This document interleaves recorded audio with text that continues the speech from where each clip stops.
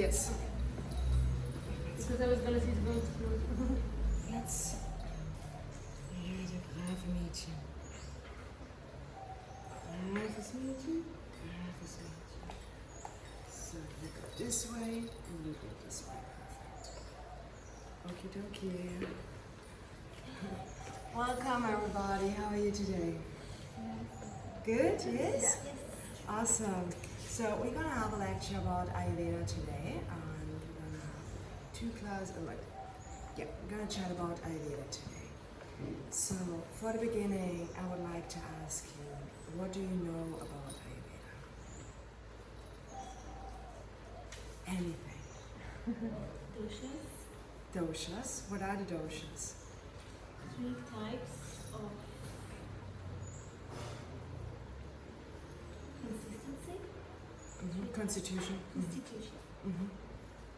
So the doshas, 3 types of constitution, it's a very elementary factor of Ayurveda, definitely. What else do you know? It's all natural, like it's based on what you have to eat and what you have to drink and so to be balanced.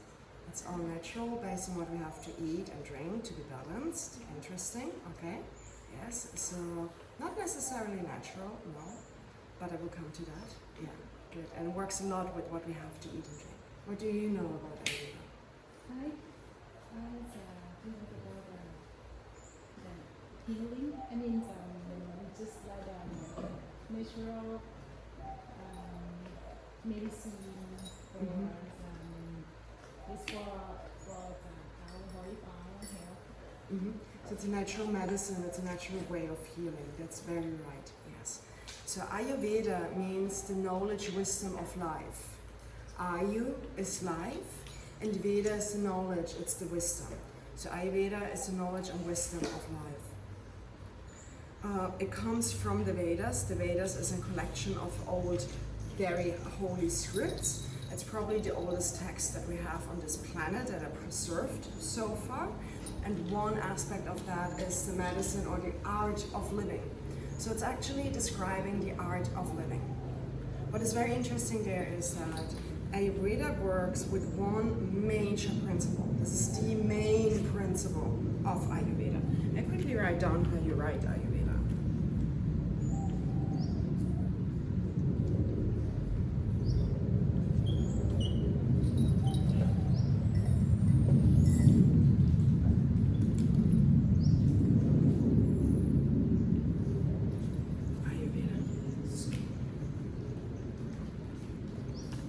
And works with one major principle. And this major principle of Ayurveda is that health is your birthright and is the most natural state, actually. So health is the most natural state. Whereas in many medicines nowadays, it is common that we accept disease, we accept that suffering is part of this life, and we just learn how to live with that. Ayurveda believes differently. Ayurveda believes that we have the inherent capacity to live in ease and in joy and in pleasure. And anything else is disease already. And when you look at the English word disease, it's very beautiful how it's showing that. It's dis-ease. What is ease? Ease is easygoing, easefulness. It's simple, it feels good. Disease is the absence of easefulness. So as soon as you don't feel in ease within yourself no more, within your body, there's disease. That's a state of Ayurveda. Whereas in Western medicine, it's very often like you need to have a lot of symptoms and a lot of stuff going on until it's a valid disease, you know. And we have to very often when people talk about it's psychosomatic as if it's not valid. Because we can't find the reason, we can't find the name of the sickness, so the person's actually not sick, they're just imagining that. No, we don't have the tools to discover why this person is suffering, but this person is sick very clearly. Ayurveda says that as soon as you don't feel easeful, mentally, emotionally, spiritually, physically, you are disease. You have a disease. And Ayurveda works bringing this natural state back. So it's not modifying the body, it is removing all the this until there's only easefulness left. And that's also one major factor how Ayurveda is working. Nowadays, it's very interesting how our health perception and our health lifestyles changed. Nowadays, I'm healthy. I think I'm healthy when I'm taking all my supplements, when I'm taking all the superfoods, when I do this workout, this kind of workout, when I'm doing this sport, and I'm eating this special food, and so on, and I'm using these spices, and I'm having this extra elixir, and here I'm having an oil, and there I have this treatment, and only when I have this complete list fulfilled, then I'm really healthy. Like, what? You're not eating goji berries? No, you're not a healthy person. I'm sorry, you're not eating spirulina? No, you're not a healthy person. Ayurveda has a lot of these supplements and a lot of these spices, but the first thing it does is looking, where can I remove the this and create more ease? And it's helping you to come back to a very tranquil, natural state of feeling good, feeling well. One easy example for that is, we have people and they love to eat junk food, which is okay sometimes to eat junk food, there's no problem about that.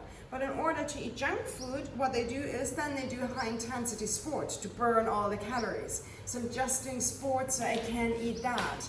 So what are we doing? And then we think we're healthy. It's okay, I balanced that. No, you ate something unhealthy and you did an unhealthy form of movement actually. There is double unhealth, but we think we are healthy again. But Ayurveda is remove the excess junk food, and remove the excess exercise actually that's harming your body. And then you will find way more ease. This is for many people a scary way because there's some emptiness suddenly. Like, what should I do with this time? Oh no, I have to reflect about myself. That's scary, you know, so let's stick with this very full schedule. But the first principle is really removing whatever is unhealthy, unnecessary in your life, and then we see what's left. And from there we can start working with supplements, we can working with specific diet, with specific add-ons, with specific exercises, and the whole how to create your healthy lifestyle around that. So it's working towards tranquility, towards simplicity. It's a very minimalist science actually. So the first step on Ayurvedic living is really looking at your life and see what is good in my life and what is not good in my life. Individually. Not looking at the package, oh, it's good that I'm doing high intensity because I'm adding too many calories or too many fats. No, the fats are not good, the high intensity is also not really good for me, at least on a daily basis. So look at the things individually and then see, where can I start? First of all, cutting out, removing these things.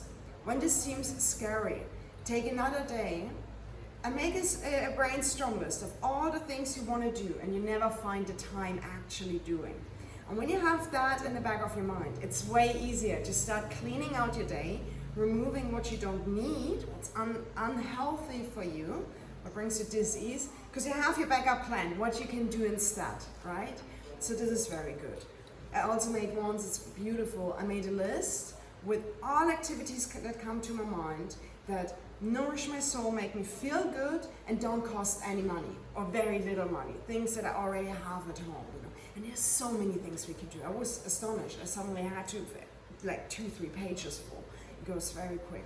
So make that as well. This will help to find replacements if you're not ready for the emptiness, for the clarity yet, or for the absolute simplicity yet. So this is really the first step. Looking what does not belong into my life. What does not serve health? What's the next? First, what is really harming health? And you're quite good with that. Then the next thing, what is not serving health? And removing that as well. And do this again and again. Every month a little bit. Every month you just take one thing. And in the first week, you remove it for 1 day of the week. The second week for 2 days of the week. The third for 4 days. And then the fourth every day. And then in the month after, you can leave 1 day a week where you're allowed to do it, you know? Still have a little bit of joy. Ayurveda really believes in slow change. slow adaptations. It's a long-term thing. It's an Ayurveda, it's a lifestyle. It's not a there are programs you do very focused, but in general, it's not a program you do for sometimes. It's not a therapy you do for 6 weeks and then you feel amazing and healed for the rest of your life. It's a lifestyle. You have to reapply every single day. And we have to do it in such a way it feels good. When we add up too many things at once that we want to implement, we feel stressed again. And then Ayurveda becomes the disease itself. So be very careful with that. And every goal you set, break it down in actionable steps. How can I achieve that goal? With tiny micro steps. Instead of I need to sweep the entire floor, one tile after the other. First this tile, then this tile, then this tile, you know? And always checking back again, is this tile still clean? Okay, if not, go over it again. And then you can move on gradually. But this is really the foundation, how Ayurveda has to be applied. Smoothly, gentle, with ease, with long-term perception. And this also does something with your subconscious mind. When you just rush from result to result, we kind of suggest our body that we only have time now. And we take away the belief that we have a lot of time actually, in this life, in any life. We have a lot of time. Our time is unlimited actually. Yes, it's important to be aware. Every day could be your last day. To really be aware of that adds an incredible amount of life quality to your day, definitely. But on the other hand, we need the mindset of living only today, but we need the physical constitution of living 150 years. And this brings incredible life quality. Because otherwise we end up like a rock star. I could die tomorrow, so I can do whatever I want today, right?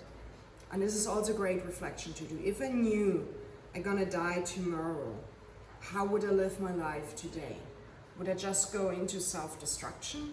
Or would I really go into incredible pleasure? Would I go into adoration? Would I go into self-love, making this the most healthy, the most beneficial day of my life? And there you see a lot, where are you right now in your situation to yourself? Where are you to your appreciation to life and to self-love? Both thoughts are very valid. One hand, okay, when I die tomorrow, nothing matters today. I could do whatever I want today. It wouldn't matter. But on the other hand, you could think, wow, this is the last day that matters. This is the day to give the absolute best version of myself to myself, actually, right? So reflecting on that gives you a great indication where you are right now in your self-relationship and how you can work towards that to really become every day the best version to yourself that you can. And by doing this, we need the mindset that we might die tomorrow. There's even a saying in Latin, and it's very common beyond spiritualists, between many ordinary people like monks and nuns. And it's called memento mori. And they sometimes just tell that to each other. And especially when you worry about something, when you can see the sorrow on the forehead, they tell each other memento mori, which means, or proper, now I pronounce it in English, memento mori. It means remember death. Memento mori, remember death. And it's just a nice saying, in a sense of like, don't worry, be happy, you know? It's the traditional way of Bob Marley's expression about that. It's memento mori. And this is a very good mantra to recite constantly. Be aware, everything has an end, you know? And your end could be tomorrow. If you would die tomorrow, would I worry about that today, actually, you know? Would I then worry about losing these calories or even eating that junk food? Would this all matter so much? Then we really shift perception. And on the other hand, preparing the body to live for 150 years. And this is very interesting. Our body, nowadays we think, oh, I'm lucky, I'm turning 80. Our body has the capacity to live for 150 years. Seriously, this body is made to live for 150 years. We are just every day with so many small actions decreasing our lifetime. And It's interesting because sometimes we read that somewhere, like especially in media, right? When it's like, oh, removing Coke from your diet will give you 10 extra years in your lifetime. Stop fighting with your partner will give you extra 10 years of your lifetime. The going daily into nature adds extra 10 years to your lifetime. And then you add up, you're like, haha, if I add all that, I'm turning 200 years old, right? No, because I'm doing all that, I'm turning only 70 years. But we don't remember that no more. It's not part of our society. But there are even people, they're far away from society. They live in a very small tribes and villages in a beautiful, organized, highly cultural way. They die young when they die with 110. Like, oh, he left too early. It's very natural for them. There are people that turn 150 years actually, especially in Japan, China, and Mongolian area. We have very old people. And it's interesting, we often also say that Asians have a skin that tends to look younger, longer. No, it's the lifestyle. They're not as far with industrialization as we are, as we in the Western world are. That's the difference. The Western skin also has the potential to look very young for a very long time actually. Just the lifestyle is working in a different way. So we have to become very aware of that it's not when I stop that, it's adding this extra time. When I do that, it is taking this extra time, right? Take this self-responsibility actually, become very aware and responsible that each and every action,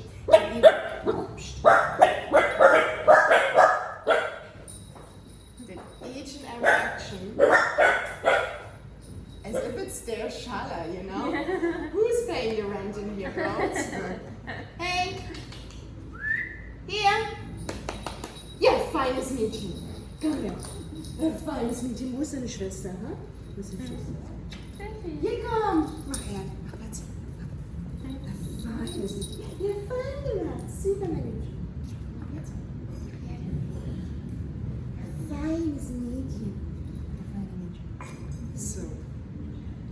So we have to start taking responsibility for our actions and become aware that our actions can make us live very long, sustain, and I think for me it was easier to suddenly actually realize it's not it makes me live longer, it just helps to sustain what my body anyway is able to do actually. And it makes a big difference. When I think, this will make me live longer, it's like as if I have to do something extraordinary. I have to go beyond the limits of this body, whereas this body is very unlimited per se. So just going to the own limits of this body is unreachable for many people, right? So really becoming aware, it is a quality that I'm gifted with. And each and every body who is born has this quality, and we have to learn to sustain that quality instead of working against it. This is a core belief of Ayurveda. So how can we work towards more health? Then Ayurveda has a very beautiful way of putting the world. It just works with observation. It's observing what's happening and then taking action and conclusion and then action from that observation.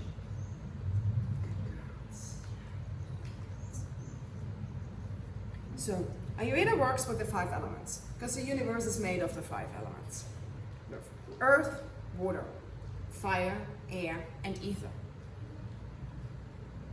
Earth, water, fire, air, and ether.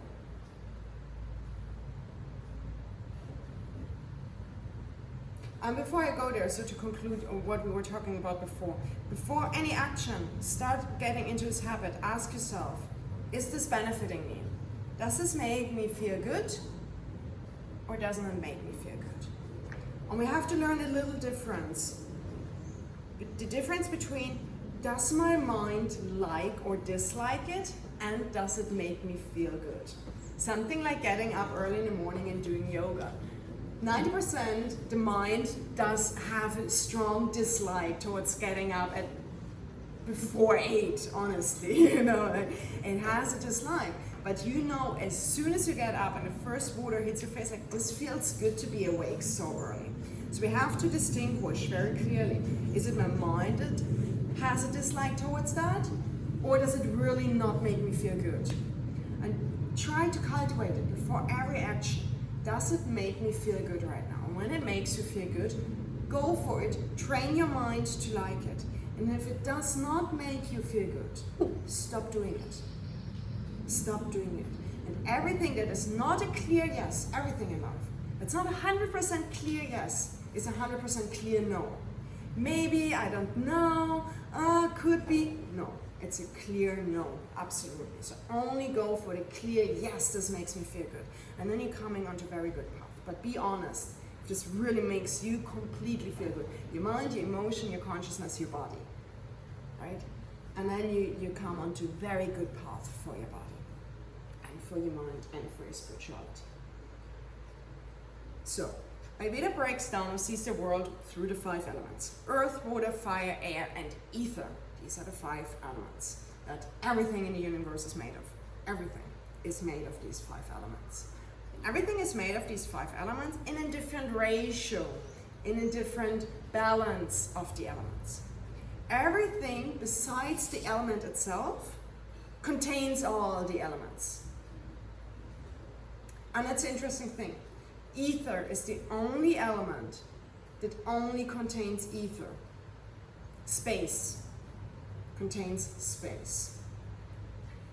Air element already contains air and space. Fire contains air and space and fire. Water contains water, fire, air, and space. Earth contains earth, water, fire, air, and space. And we can know that because each element has a way how it can be perceived. 5 elements, 5 senses, right? So, earth, we can smell earth, we can taste earth, we can see earth, we can feel earth, and we can hear earth. This is why we can see, oh, the earth contains all 5 elements, because we can use all 5 senses to perceive that. Because the audition can only perceive sound. Sound is a quality of space. So if earth would not contain space, we wouldn't be able to hear it. Feeling is connected to air. It's air that we can feel. It's the movement that makes us feel. If earth wouldn't contain air, we wouldn't be able to feel it. It's fire is the sight. Fire illuminates, right? And this is why it makes things visible. A good example is a rainbow, because the rainbow is just, it's not the water in the air that makes the rainbow kind of visible. It's the light, how the light is hitting it, that makes it visible. So fire and sight is connected. If earth wouldn't contain fire, we would not be able to see it. Taste is water. We can't taste fire, we can't taste air, we can't taste space, but we can taste water. And if earth wouldn't contain water, we wouldn't be able to taste it. Now, water, we can do 4 things. We can see water, we can taste water, we can feel water, and we can hear water. We can't smell water. Water has no smell. We can add spices to the water to make it smell. And it can take on smell from around, but per se, water has no taste. It has no smell. So water contains all the 4 above itself, but no earth. Fire, we can taste, we can smell. We can smell the thing that the fire is burning, but fire per se has no taste and no smell. Air has no taste, no sight, no smell. And space also doesn't have a feeling, we can only hear it. So 5 elements, 5 senses, and the elements start including each other. And that being said, everything kind of contains everything, just in a different ratio. And everything that is manifested, anything that is manifested, that we can perceive through all 5 characteristics, has all 5 elements, definitely. So, and then Ayurveda says everything is made of the 5 elements. We have the senses to perceive, to work with these 5 elements, to get in touch with these 5 elements. And then it's putting them into 3 major categories. Because it says these categories really are strong in engagement with each other. We barely can separate them from each other. They have such a strong interconnection, how they're manifesting. And they're manifesting through each other in their interaction with each other. And these are the 3 major constitutions called the doshas.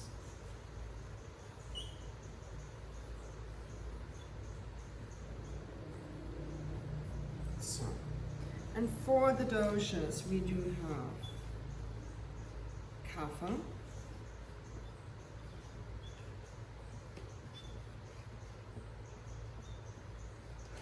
pitta, and vata.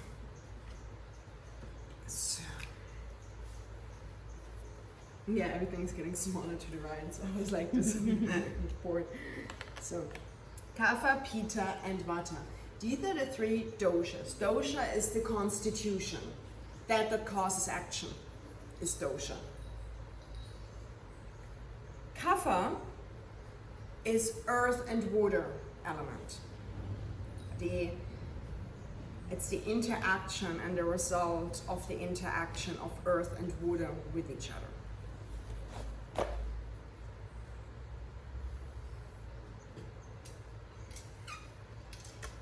Pitta is fire and water.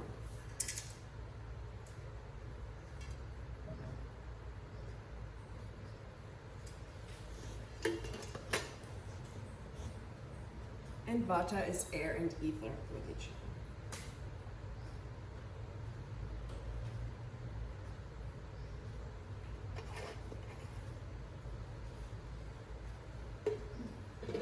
So water and earth, water and fire, air and ether.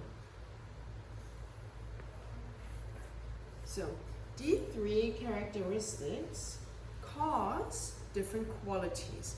Of course, earth and fire have very different qualities, right? And these qualities are manifesting in very many aspects of this life. They're manifesting in the daytime, they're manifesting in the seasons, they're manifesting in the body, in the mind, in the emotions. Everywhere they're manifesting in a very individual way, but also similar way. So when kapha is manifesting in the season, it's the same how it's manifesting in the body. It's the same principles. And that's why I really love working with Ayurveda, because it explains you the principles. And once you really understand them, there's no mystery no more. Everything becomes obvious what is happening, because you can see the parallel between a certain area of the planet, a certain area of your body, a certain area of the day. Things become very similar, and so the solutions become similar. And we start to touch this universal feeling for things, this interconnectedness of things, which is really beautiful. Yeah. So, kapha, earth and water. I just want to start general, and then later we're going to progress into the physical expression of that. First, we need to learn it in a very basic way that's affecting each and everybody. We have to learn first to balance ourselves in the way each and everybody has to balance, with the major effects. And then we can start balancing the very individual constitution. Because I see many people in Xinjiang, I want to know my dosha. What is my physical constitution? Means how many percentage of each of the doshas do I have in my body? And then I can take my special herbs, I can take my special supplements and spices, but you're totally living out of balance with your season, with the country you're living in, and with the daytime. So we have to start with the very rough picture, and then we go fine and finer and finer. Because maybe by just starting to live in harmony with your environment and with your season, maybe this will bring your body completely in harmony already. And remember, we need to start removing first before we add all these extra things to our diet, to our day. So, and in general, it's first live with your environment in harmony and in balance. It is more important to eat local and seasonal as it is to eat very specific for your body but imported from around the globe out of season. There's no sense in doing that, right? And this is, we can translate this on many things. What's interesting, we have many herbs, for example, and many fruit. They seem to be so different for everywhere in the world, but each country has their similar thing, has their own thing, right? Like parsley and how's it called in English? How is the spice, the herb called? It looks like parsley a little bit. Coriander, yes, right. And so in some areas only parsley grows, in some areas only coriander grows. Per se, mineral vitamins, they have very similar qualities and properties, but the one is more matching from the taste to this area and the other one matching more to this taste in the area. So there are very, very similar things happening around, you know? So we have to first start being local and seasonal as much as possible, as much as you can. When you live in a city, it's hard to be local, but just imagine, would this fruit grow here naturally? Like in Germany, it's almost impossible to buy a German apple nowadays. It's almost impossible. They're all coming from New Zealand or Spain or wherever.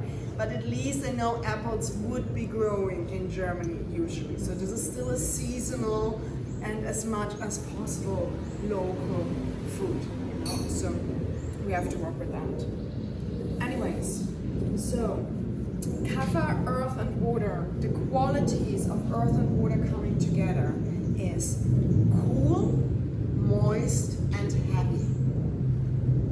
Cool, moist and heavy. These are the three major qualities of Kapha. When Kapha is present and predominant, we can indicate that whenever something feels cool, moist and heavy, there is a Kapha predominance. There's a predominance of earth and water manifesting right now. For example, late winter and early spring. It's cool, it's moist, it's heavy. Early winter, it's dry, cold, right? And it feels actually light. Just because it's cold, it's not a Kapha quality. So cool, moist and heavy. Banana, cool, moist and heavy. Like when you eat a banana, it has a cooling effect, it's munchy and it's heavy actually. Cool, moist and heavy. These are qualities of Kapha dosha. Pitta dosha has the qualities of light, oily and sharp.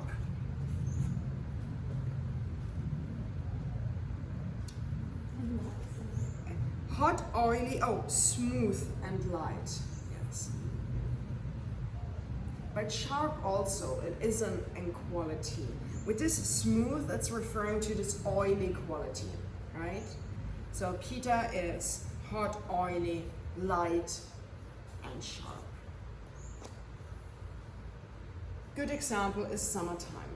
It's hot, we feel sticky, we feel sweaty, we feel oily, everything is kind of humid. And we only can eat light, we feel like doing many light things actually, you know, it's like everything is becoming a little bit more fluffy in the summertime and easygoing. Because there's a fire, water, a Pitta predominance happening. Vata is cold again, so Pitta is the only hot characteristic. Vata is cold again, but is also dry, light, just as Pitta. It's dry. Kapha and Pitta are moist. Vata is dry. And it's mobile.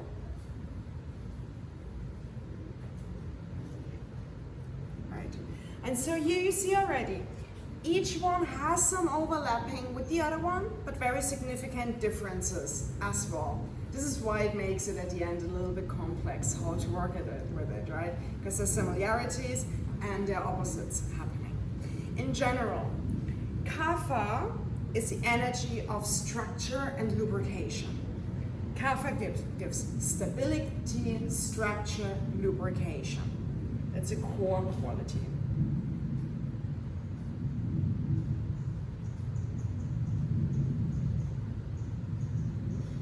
Pitta is a quality of transformation.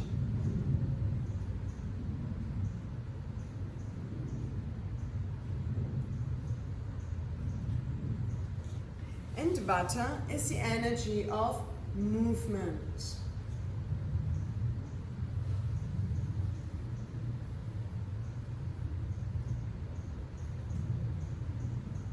What do you mean about lubrication?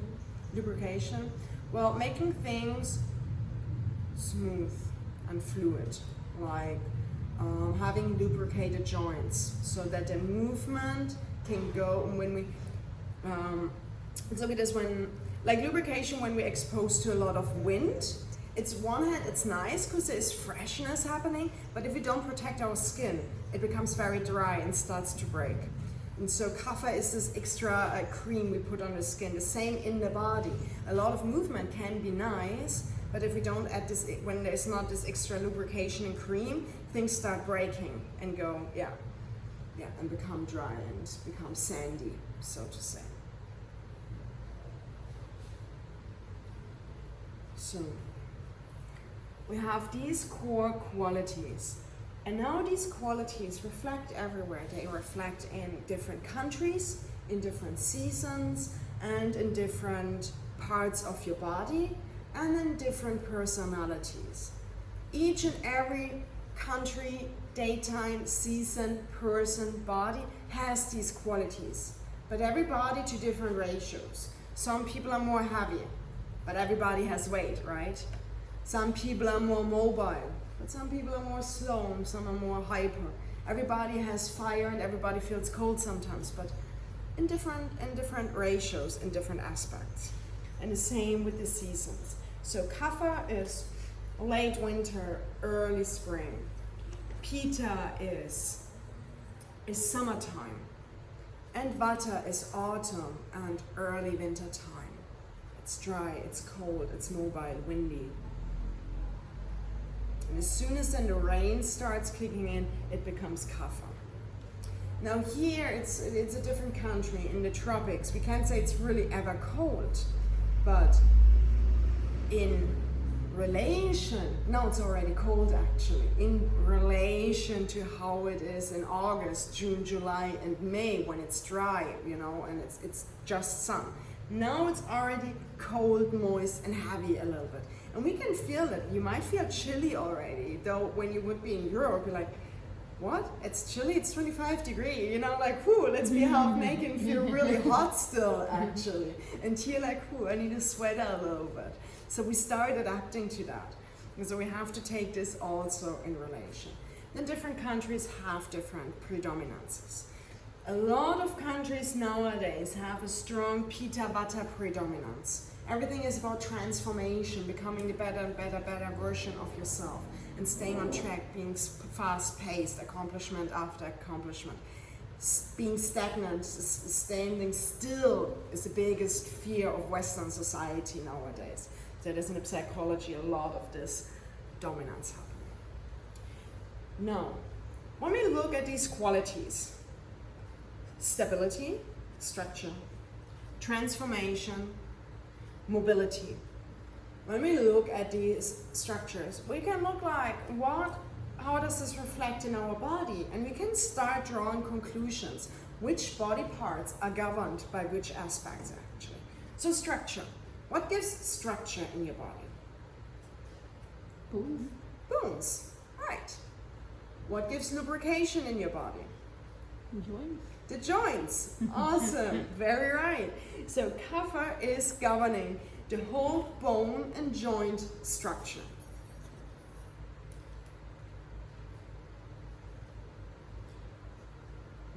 Can we also actually relate them to the tapas? To the what? To tapas, sattva, and Not the tapas. The tapas is something different. So tapas is a part of the niyamas. Yeah. Tapas is the art of discipline. Now when you mean sattva, these are the gunas. And the gunas. Yes, the three qualities. Yes, we can. Yes, we can. But for the But then beginning, you have the heaviness, like the structure, then the light, and then the switch between. not like this. These are an interaction of the three gunas. The three gunas, for repetition, are tamas, rajas, sattva. Tamas is inertia, black. Rajas is mobility, action, red. And we have sattva, light, balance. These are in different ratios to that. So each element has some predominance of the gunas, and so each dosha has that. But none of them is only tamas or only rajas or only sattva. Yeah, that's next step. That's next step. We can scratch on that a little later. Yeah. So, kapha, structure, lubrication, bone structure, and joints. To bone structure, also the teeth, nails, and hair is related. These are all manifestations of kapha.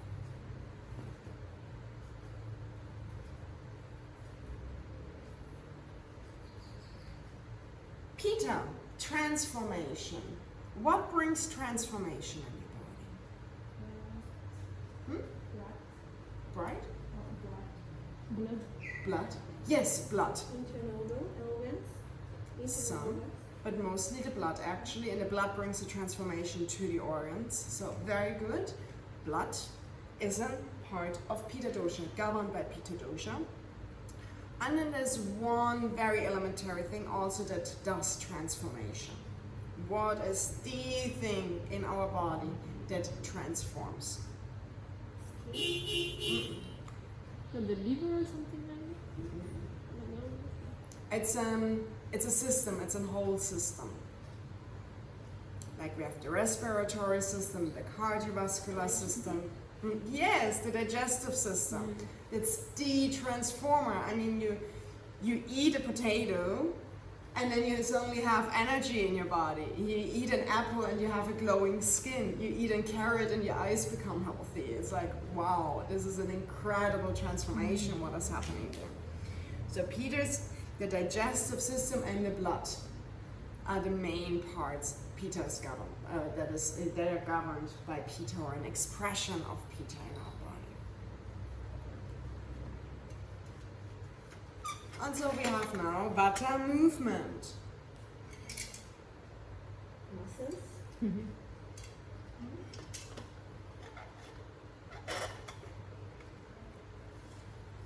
What makes muscles become stronger besides movement? The brain. Yeah, well, let's say with the question, what makes muscles become stronger besides that the fact that we have to do exercise for them? Breathing. It's a blood flow. Through the breathing, we receive the oxygen in our blood, and then the blood carries the oxygen into our muscles. It's the blood flow and the ingredients we get, the food, the nourishment we take. So muscles also, that they grow, is part of Pitta, governed by Pitta. Movement. It's the fact of movement itself. The fact that the blood is flowing is governed by Vata. The fact that I think I want to lift my right hand and I'm just lifting my right hand. This result of the lifting is, there's muscle engagement, but it's made of Vata. So what is governing Vata? What is causing all that?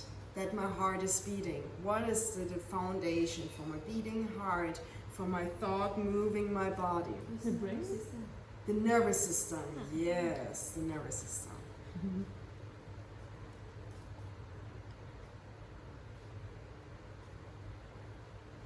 Awesome. And we look at that, like Vata is air and space, right? It's something very, how should we say, barely graspable. It's hard to catch it, you know. Whereas lubrication, structure, something I can grasp. Even transformation, I can get more a hold of already, you know. But it's movement and air and ether is like, it's very abstract elements, and it's a nervous system. It's made, the structure of the nervous system is made by kapha, yes. But the fact that it's working, the electric signals that are hopping from one to the next one and are sent through the body, this is all made by vata, by air and ether element, the same as lightning is doing that. So vata is governing the nervous system. And that's the tricky part. So each aspect, even blood, has qualities of kapha and vata. Even the bones and the joints and the teeth and everything do have aspects, or the lymphatic system is also part of kapha. All these things have aspects of pitta and vata. Everything has everything, definitely, yeah? But everything has a predominance happening. Everything has a predominance. So, and now when we look at that, what does this knowledge serve me? Very beautiful, because now we can see, okay, this is then when it's going into like working with disease or working with reading the body structure. Knowing that, you can already know just from the behavior of a person, from the complaints of the person, from the strength of the person. Start drawing small conclusions, how the elements are manifesting in the body. Let's give a simple example. If somebody has very lush hair, strong, bright white teeth, and strong nails, and a wide body frame, we already know, oh, there is a lot of kapha actually happening. Whereas when somebody's always sitting like this, and always moving a little bit, you know, and a super fast person, and have a little bit softer hair, lighter hair, not soft hair, but light hair, greasy, like not greasy in the sense of oily, but like a slightly curly hair and very thin hair, and like brittle nails and stuff like that, small lips, small teeth, and like, oh, there's not much kapha in the system actually, there's not much structure, very narrow body frame, there's a lot of vata happening. And the person is super intelligent and has slightly reddish skin, it comes from a lot of blood flow, and the person has easy muscles build up. That's a lot of pitta happening with the person already. The same when we touch hands, and the hands and feet are always cold. It must be kapha vata dominance happening here. And the person always feels hot. There's a lot of pitta, definitely, for sure happening. So with these qualities and knowing that, we can already start investigating a little bit what is happening in life. And we can already start seeing what is happening in my life. Do I always feel nervous? Maybe I have to work on my vata dosha actually. Then it's probably too much. It's out of balance. I have to bring the other parts, strengthen them a little bit more. And that's a principle how Ayurveda is working in general. Ayurveda is working with balancing with the opposite. Like is increasing like. Opposite is balancing the opposite. So when I have too much kapha, I need more vata. If I feel too heavy, I just have to add more lightness into my body. If I feel very nervous, I need to add more stability into my body. If I feel really hot, I need to add more cooling aspects to my daily life. It's working with the opposites a lot.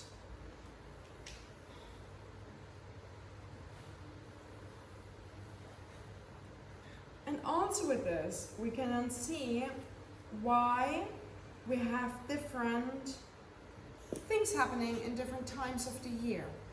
Of course, we have a vata season, so we have a season to be nervous.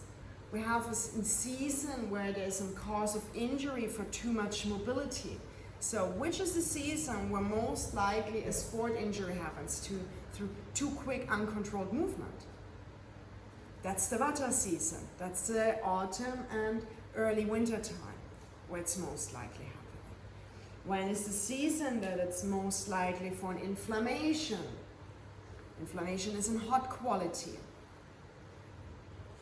Summertime, right. When is the season to most likely have problems with our bones?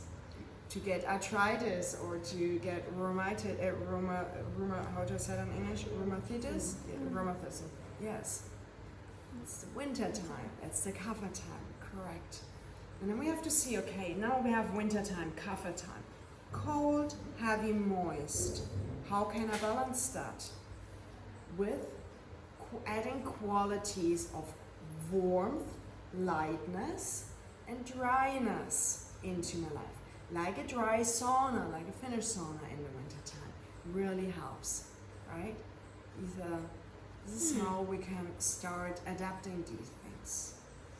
Also interesting, when we look at the basic principles of diet, we really clearly see like traditions. It's beautiful because there is even a definition of that.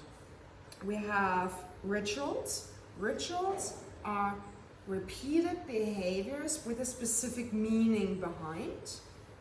And when these keep on being repeated but lose their meaning, it becomes a tradition. So tradition is a ritual without sense, without meaning. Doesn't mean they're not beneficial still, we just don't know no more why we do them. One interesting thing, when do we eat most soup? It's not in the winter time, it's in autumn time. This is a time where we indulge in soup. In the winter time, it's so cold, a soup is not enough. You really need a big bunch of potatoes, you need something strong, nourishing, solid to eat, right? Because vata is dry and cold. So what's the opposite for that? A soup. It's moist and warm. Winter time is also cold but moist. A soup is not enough no more to really heat you up. It's nice as an entree, but just not enough because also you burn so many calories just by freezing so much. So you need to add more substance to your food. You need to add more dryness to your food in order to balance the kapha dosha accordingly. So we have many things. In the summertime, we do a lot of salads. We just eat a lot of salads, a lot of fruits, because these are all helping for the heat to go down. Salads, raw food has in general a cool quality, and it's balancing the hot quality. Good. Let's take a little break here and stretch, digest for a moment, and then we meet back in 5 minutes.